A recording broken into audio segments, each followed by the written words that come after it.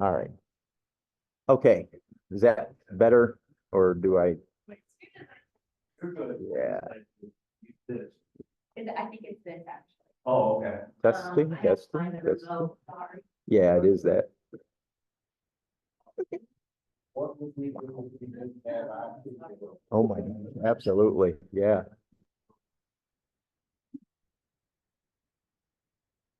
Okay, Try that. cool. Is that better? Nope, there's still. Oh, man. We got more technology. We are surrounded.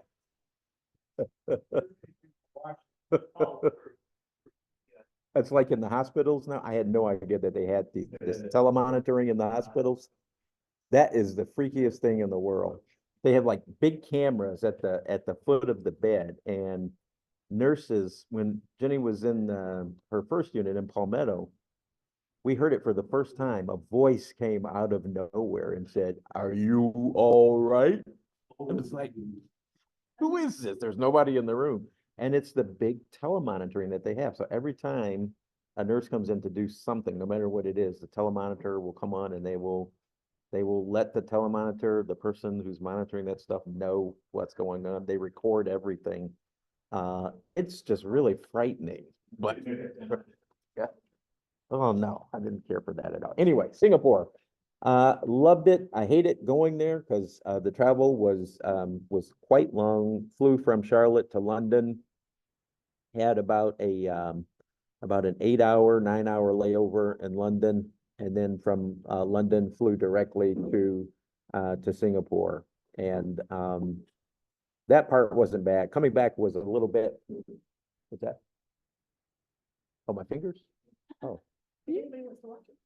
They're just watching me, right? I'm not doing anything.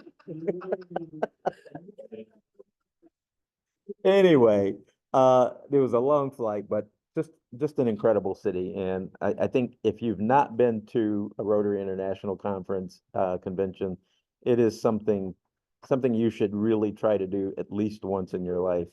And we'll talk about opportunities to do that real soon. If I can. Okay. All right, so a little bit of history of conventions. First of all, going to ask you all a question. Our first Rotary convention, first of all, does anybody know when it was held? Any guesses? 1912 is on the table. Any other guesses? 1927 is on the table. Any other guesses? One more guess. 26.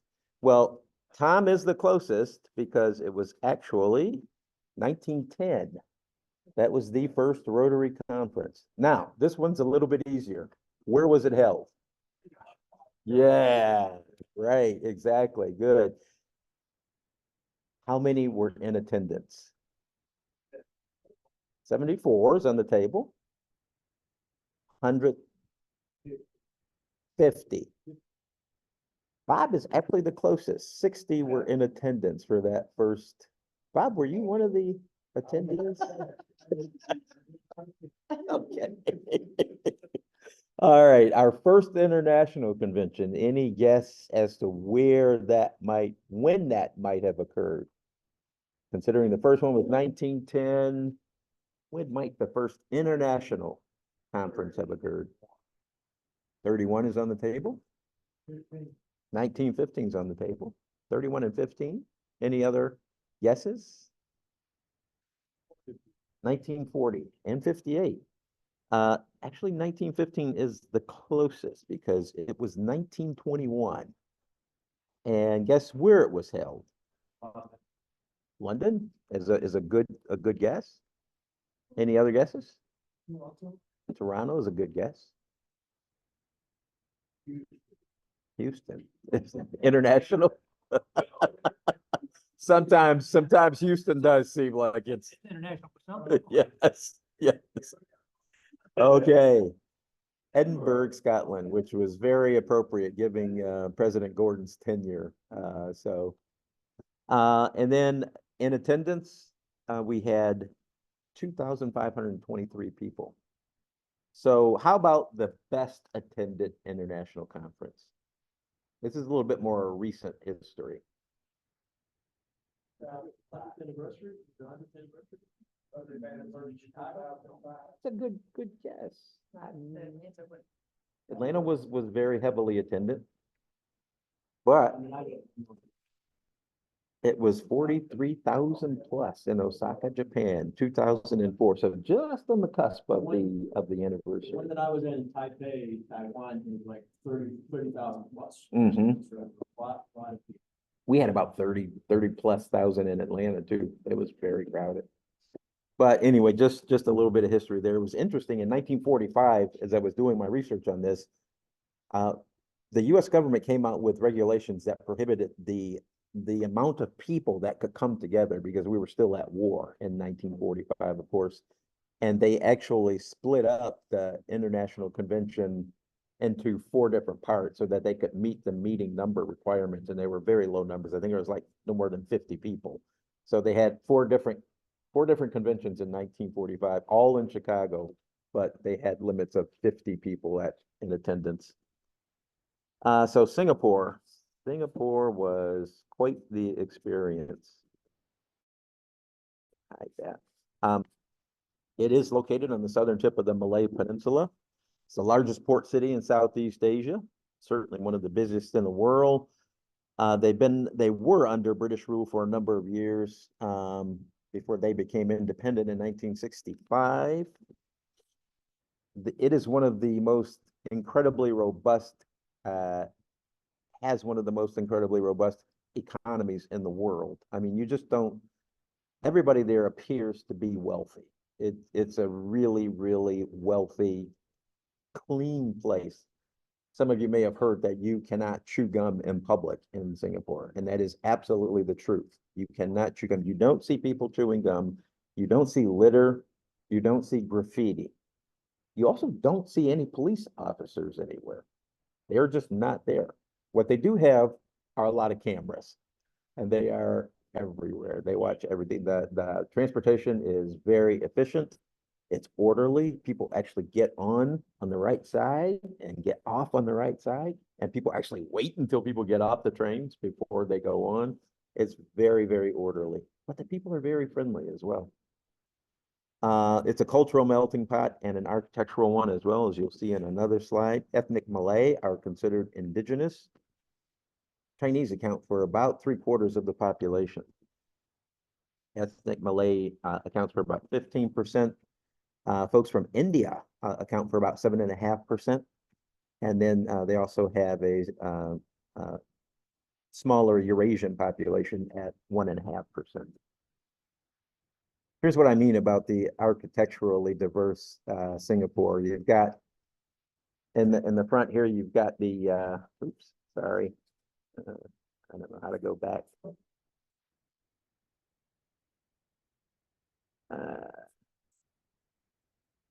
I am so bad with this.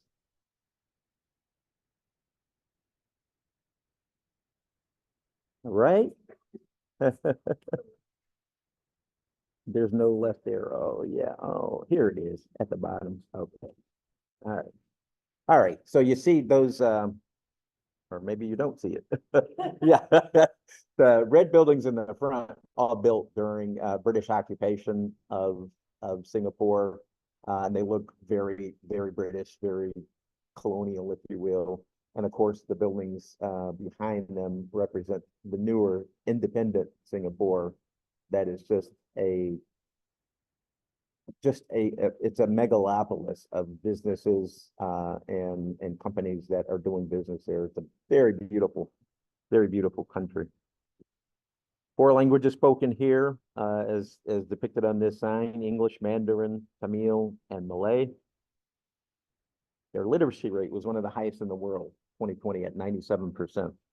So Promising Pages probably wouldn't be that much of a clientele there. They also have the world's fastest average peak internet speed. A little factoid there, but you would think so with all of the companies that are doing business in Singapore. They have to have that. They're ranked the #1 most competitive country in the world. The UN ranked them at number 9 of 193 in terms of the Human Development Index. And the Wall Street Journal Index of Economic Freedom had them ranked number 1 of 178 countries.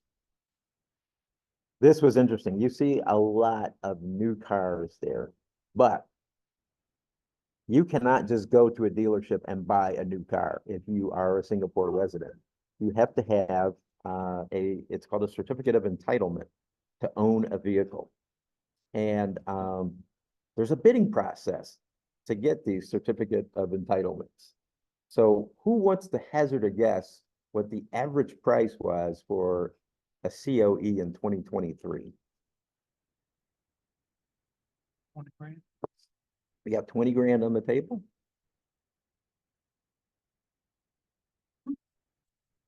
$5,000? 2 grand? $106 US dollars, $106,000 just to own a vehicle. But wait, it gets better. There's a 10-year limit on that certificate. That means you can get your certificate if you bid high enough, but it's only good for 10 years. At 10 years, the certificate has to be turned in and the car has to be turned in. You don't have any beaters on the road, no clunkers. You don't see cars off on the side of the road. They don't have a real emissions problem because their cars are basically newer. But here's a comparison. A Toyota Camry hybrid currently costs Singapore $251,388 or 183,000 US dollars, compared with 28,855 in the US. That is remarkable. And that's for a Camry. Yeah. Guess what? You don't see a lot of Camrys either. You see a lot of Audis, you see a lot of BMWs, you see a lot of Porsches. What kind of price tag you have on this? A lot of money. They are like literally in the top 5 in terms of average income. Their GDP is up. It's an incredibly financially bustling place. Well, you said GDP, though. What is it? What is the P of Singapore? What do they produce?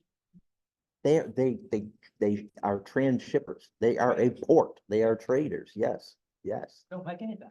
They don't, and they don't have to. They don't have to. It's probably better for them not to do that. So here's our convention site. We were at the Marina Bay Sands, which opened in 2010. Beautiful facility.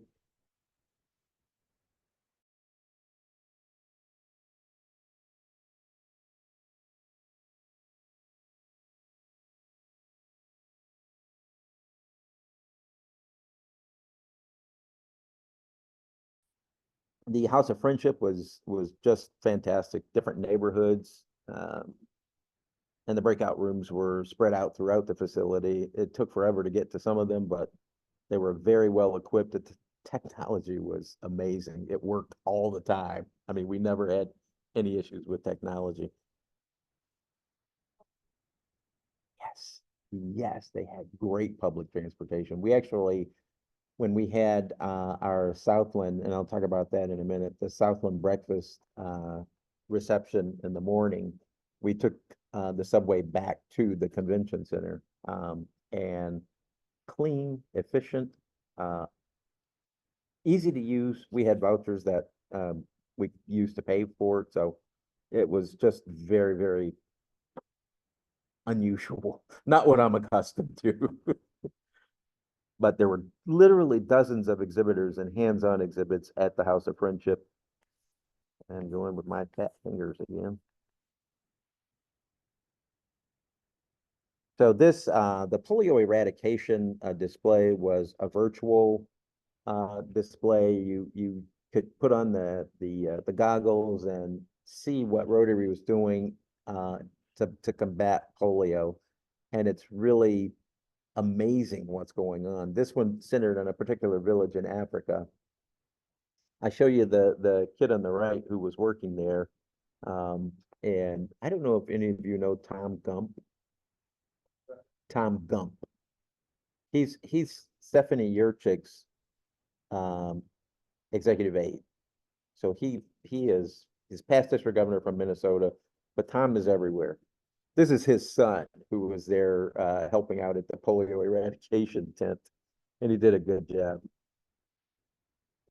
Oops, I'm going the wrong way now.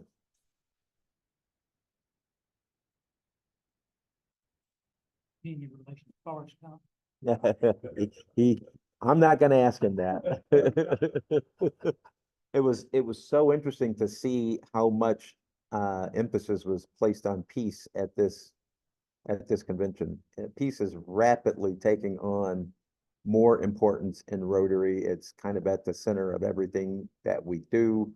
Y'all have heard me say before, and I'm only repeating something that was told to me, but unless you can work in a peace-filled environment, it's hard to do the other stuff that Rotary does.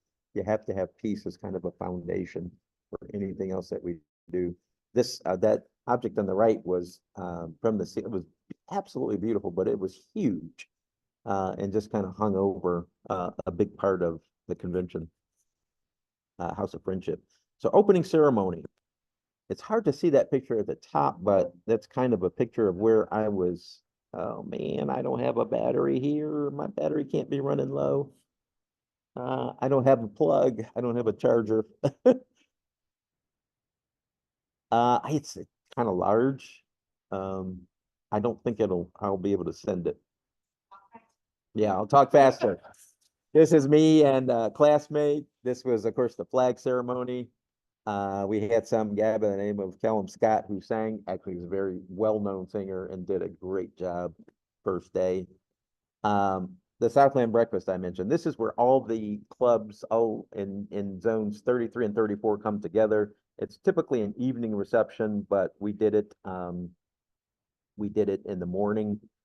Patrick Eakes spoke, Stephanie Yerchik spoke, and then we had these incredible quick change artists here who were absolutely amazing. Part of the entertainment. Now the breakout schedules. That's a little hard to see, I know, but you can see that on the 28th we had breakout sessions like measuring impact through citizen science, the Rotary Foundation, meeting Rotary's ambassadors to the United Nations. Rotary actually has 30 people who have different relationships with the United Nations in different parts of the world. It's how we were able to establish the partnership that we have for clean and fresh water. That was through the United Nations Environmental Program. And it's because of our ambassadorial relationships with the United Nations that we're able to have those kinds of events. Cultivating successful partnerships the Rotary way. Club experience matters. Rotary's blind spot. The social media disconnect was another one that I went to. These are all the ones that I went to. You have the opportunity to pick from a whole list of different breakout sessions that they have. Supporting communities through times of crises, connecting with your community through Rotary's annual fund. We had President-elect's leadership luncheon with Stephanie. And of course, we had the closing ceremony on the 29th as well. This is a picture of me with Diego Carniero. Diego is one of our Peace Fellows from last year. Our district was the only district in the world to have 3 Peace Fellows awarded last year. I mean, it's incredible. Diego is one of them. He is a master cellist. He will be coming to our foundation banquet in Gastonia in November. He's coming from DC. We're going to have him there. He's going to have his cello with him. So we're going to have the opportunity to hear him. This was all of the 7680 people that were in attendance. We had Luke Upchurch, Big Jerry Cowder in the back. That's Kim Bratton in front of her. And we had Scott Reynolds and his wife Lori Reynolds there as well. And that's just my name badge. So that's the end of this, but I just wanted to say Calgary is coming up in 2025. That's where the next international convention is going to be. You will not have to spend 8 hours in an airport waiting for your next flight. We will have fairly direct, fairly quick flights from Charlotte to Calgary. And we are trying, my goal is to have 100 people from the district attend. And I'm hopeful that we can hit that number. I do have a convention chairman, and that is Edwin Peacock from the Charlotte Club, who He's just become a huge convention proponent. He went to his first one in Houston, and since then, he has been all over them. So he's going to be making his rounds probably to as many clubs that will have him. I would encourage you to, if you're looking for another convention related program, to get him on your agenda. Probably won't take the whole time, but he would be a good person. He has a lot of energy. So that's it. Yeah. Any questions?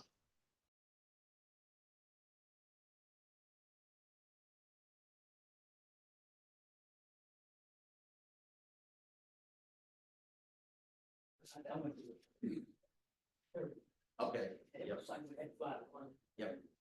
It takes forever.